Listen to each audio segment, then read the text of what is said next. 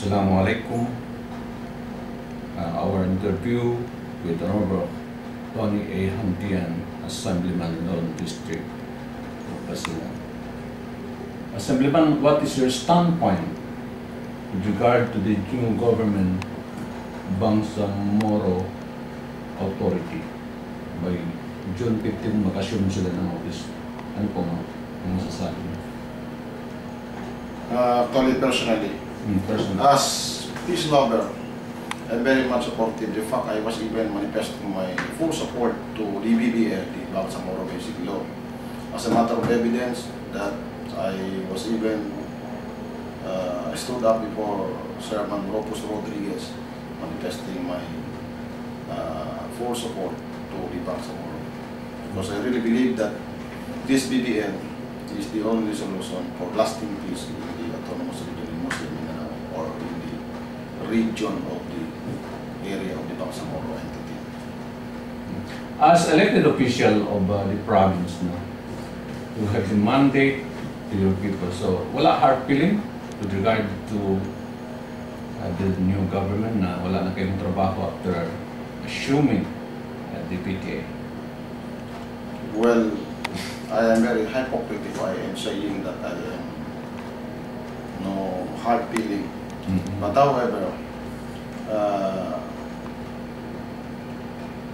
I am just hoping that this BBL will not be tantamount to what had been happened to the Memorandum of Ancestral Domain na maging basura sa Korte Suprema. So ibig ko pong sabihin dito, hopefully, because as the members of the Regional Legislative Assembly, I know of the fact that our Speaker had been also manifesting his intention that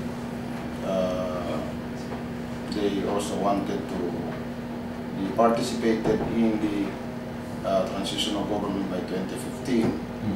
Yun po ang maging puntos ko dyan, na ayaw natin na magkaroon, maibalik pa yung tulad ng nakaraan sa Memorandum of Ancestral Domain na maging basura sa Korte Suprema. Ibig kong sabihin dyan, halimbawa, mapuputol itong termino ng mga autonomous, yung mga members of the Regional Legislative Assembly, baka hindi po pumasa sa Korte Suprema. Ibig sabihin, mas maganda po pagsama-sama, halimbawa, ngayon maging 22 members na lang ang Regional Legislative Assembly, kasi we believe that in the BBL or in the Bangsamoro government that the parliament will be also composed of 60 members. So mas maganda kung sama-sama kami dyan, para naman at least hanggang 2016 matapos yung termino namin. Very good point. So may nasabi si Regional Governor Ataman kapon sa press conference namin doon sa office niya. Yung pag-take over ng BTA, medyo may risk. Ano po ang comment niyo rito? Medyo raw may risk. What I mean, medyo may risk? Hindi ko lang maintindihan kung anong ibig sabihin may risk.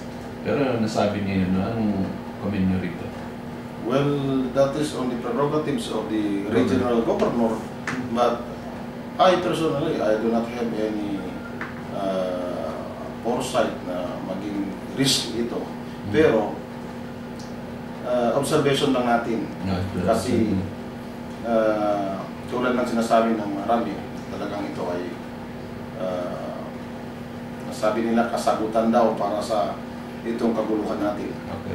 So, actually, if you try to cross on the proposed law, na wala kang makita dyan kung ano ba talaga yung maging yung bang specific provisions na nabibigay ng kapayapaan o katahimikan sa Mindanao.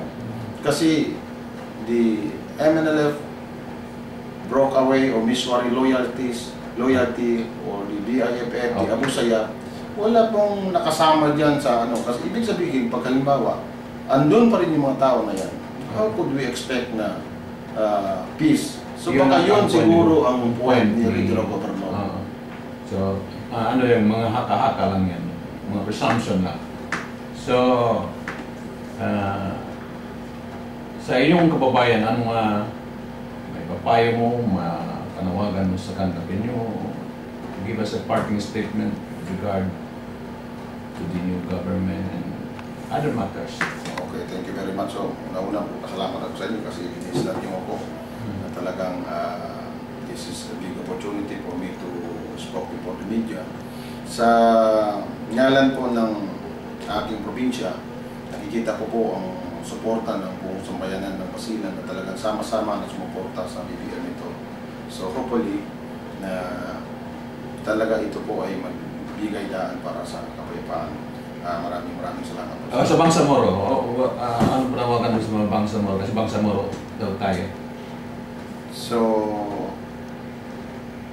wala pa akong comment dyan kasi hindi ko pa rin makikita. Pero sulad ng sinasabi ni Regional Governor kahapon na maging hinahamon din nila kung sino man papalit sa kanya na talagang dapat matapat, magsilbi ng maayos at saka inatupag po yung sambayan ng mamamayan ng Bangsamoro. Inclusive. Maraming salamat, Assemblyman Ronnie Hantian. Salamat po sa This has been Amsterdam Live broadcast from RLA, Cotabato City. Salamat, Assemblyman.